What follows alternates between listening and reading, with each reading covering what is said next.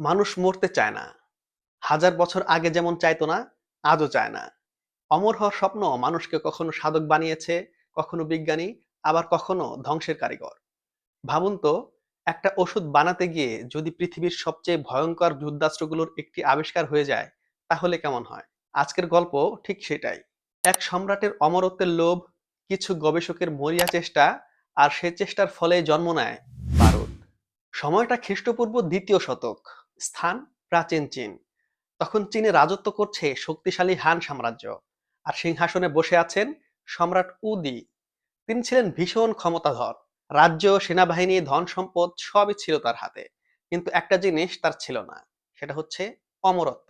সেই যুগের রাজা বাদশারা বিশ্বাস করতেন পৃথিবীর কোথাও না কোথাও এমন এক সঞ্জীবনী শক্তি আছে যা খেলে মানুষ কখনো মরবে না।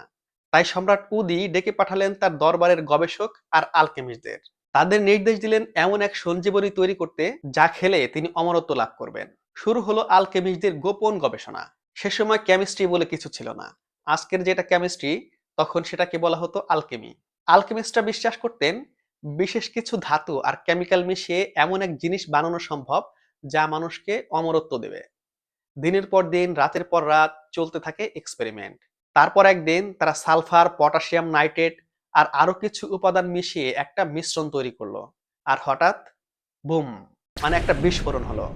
গবেষকরা ভয় পেয়ে গেলেও খুব বেশি গুরুত্ব দিলেন না, কারণ তারা ভাবলেন অমরত্বের ওষুধ তো একটু শক্তিশালী হবেই।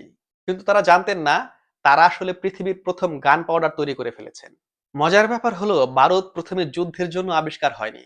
এটা ছিল একটা অ্যাক্সিডেন্ট। প্রথম দিকে চীনারা বারুদ ব্যবহার করত ধর্মীয় অনুষ্ঠান আর আতশবাজিতে, কারণ আগুনের সঙ্গে এই পাউডার মিশলেই হতো বিকট শব্দ আর ঝলমলে আলো। কিন্তু মানুষ খুব দ্রুত বুঝে গেল এই জিনিস শুধু আনন্দের জন্য নয়, যুদ্ধের জন্য ভয়ঙ্কর শক্তিশালী হতে পারে। খ্রিস্টীয় ৮ম শতাব্দীতে এসে চীনে বারুদের গবেষণা আরো এগিয়ে যায়। তৈরি হয় আগুন ছোড়া অস্ত্র।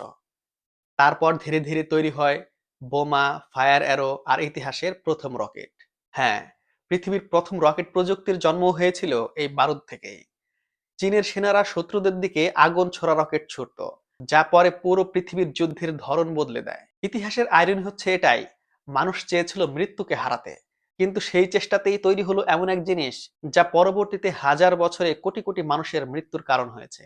আসলে বিজ্ঞানের কোনো আবিষ্কারই খারাপ না, মানুষ সেটাকে কিভাবে ব্যবহার করছে সেটাই আসল বিষয়।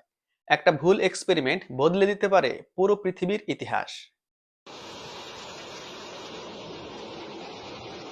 ভিডিওটি ভালো লাগলে একটি লাইক দিতে পারেন, কমেন্টে জানাতে পারেন আপনার মতামত, আর চ্যানেলটি সাবস্ক্রাইব করে সাথেই থাকতে পারেন। ধন্যবাদ।